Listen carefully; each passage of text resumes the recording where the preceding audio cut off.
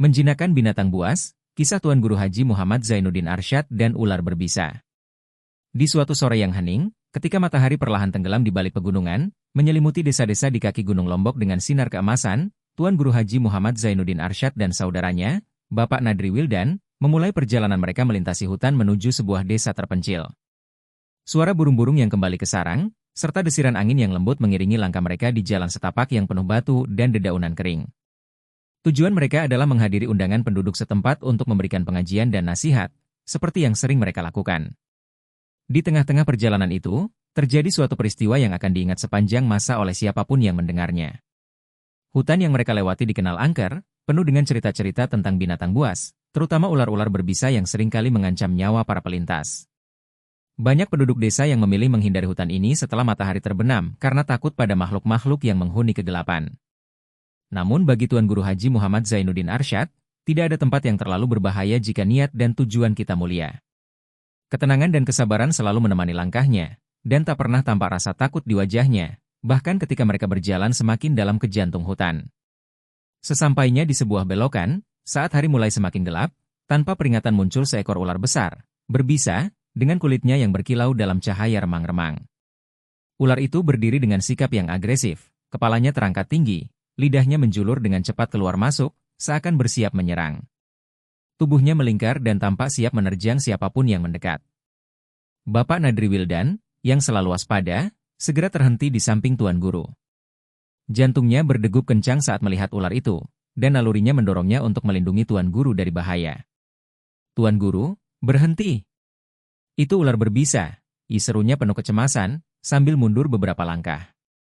Nadri tahu, ular sebesar itu bisa menaklukkan manusia dalam hitungan detik dengan satu gigitan, dan di hutan ini, sulit mencari pertolongan medis dengan cepat.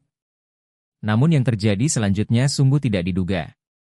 Alih-alih mundur atau melarikan diri, Tuan Guru Haji Muhammad Zainuddin Arsyad justru tetap berdiri dengan tenang.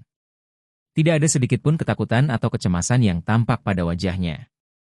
Beliau menatap ular itu dengan tatapan penuh kasih sayang, seakan tidak berhadapan dengan makhluk buas yang mematikan, melainkan dengan makhluk Allah yang sama-sama memiliki jiwa.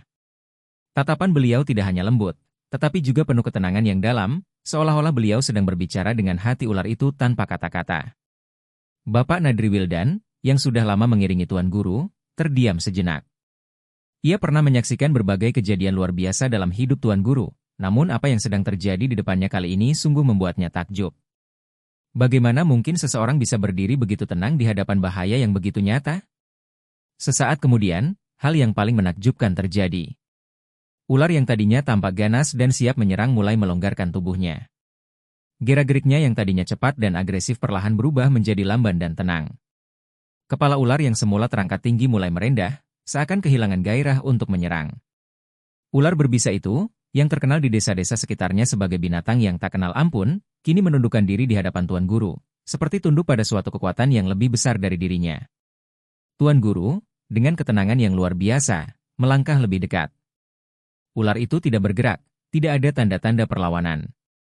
Dengan sentuhan yang lembut, Tuan Guru menyentuh kepala ular itu, dan seperti tersentuh oleh energi kasih sayang yang tulus, ular itu benar-benar jinak di hadapan beliau. Apa yang terjadi pada saat itu seakan-akan menggambarkan bahwa kekuatan kasih sayang bisa menaklukkan ketakutan dan kebencian yang paling ganas sekalipun. Bapak Nadri Wildan yang menyaksikan kejadian itu dari dekat merasa hatinya terguncang. Bagaimana mungkin ular yang ganas ini bisa berubah begitu drastis hanya karena tatapan dan sentuhan Tuan Guru?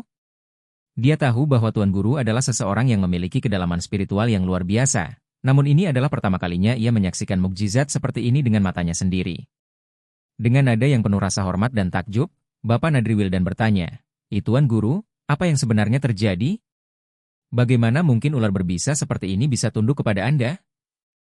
Tuan Guru Haji Muhammad Zainuddin Arsyad tersenyum lembut, seolah apa yang baru saja terjadi adalah hal yang sangat biasa bagi beliau. Setiap makhluk yang diciptakan oleh Allah, baik itu manusia, hewan, atau apapun, memiliki fitrah yang suci.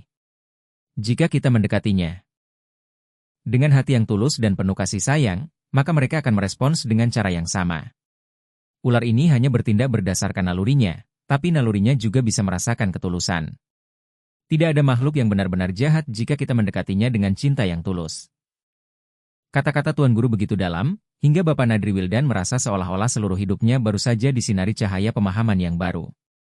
Bahwa dalam setiap diri manusia, dan bahkan dalam makhluk yang paling ditakuti sekalipun, terdapat ruang untuk cinta dan kedamaian.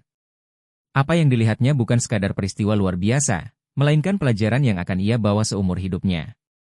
Setelah peristiwa itu, ular tersebut perlahan-lahan menjauh ke dalam semak-semak, kembali ke alamnya tanpa menimbulkan bahaya. Tuan Guru dan Bapak Nadri Wildan melanjutkan perjalanan mereka, namun kisah ini akan selalu diingat oleh mereka berdua dan oleh semua orang yang mendengarnya. Sesampainya di desa, kabar tentang kejadian tersebut cepat menyebar. Para penduduk desa yang selama ini hidup dalam ketakutan terhadap ular berbisa itu merasa takjub dan heran. Bagaimana mungkin ular yang begitu ganas dan berbahaya bisa menjadi jinak di hadapan Tuan Guru? Orang-orang mulai berdatangan dari berbagai penjuru untuk mendengar langsung dari mulut Bapak Nadri Wildan tentang peristiwa menakjubkan itu. Ketika mereka bertanya kepada Tuan Guru apakah beliau menggunakan ilmu gaib atau ajian tertentu untuk menaklukkan ular itu, dengan rendah hati beliau hanya menjawab, "Ya, tidak ada yang lebih kuat dari cinta dan ketulusan hati.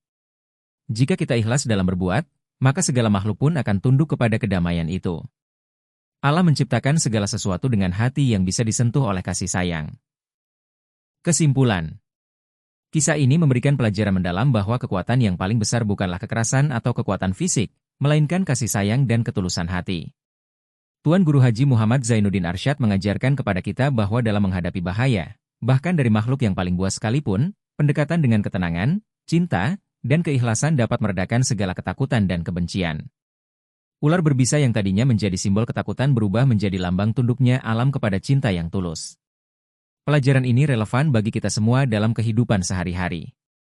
Di dunia yang penuh dengan konflik dan ketegangan, seringkali kita tergoda untuk menggunakan kekerasan atau sikap keras dalam menyelesaikan masalah. Namun, dari kisah ini, kita belajar bahwa kasih sayang yang tulus mampu menjinakkan hati yang paling keras sekalipun. Tuan Guru mengajarkan bahwa untuk menjinakkan dunia di sekitar kita, pertama-tama kita harus menjinakkan hati kita sendiri dengan cinta yang ikhlas dan ketulusan dalam setiap tindakan kita.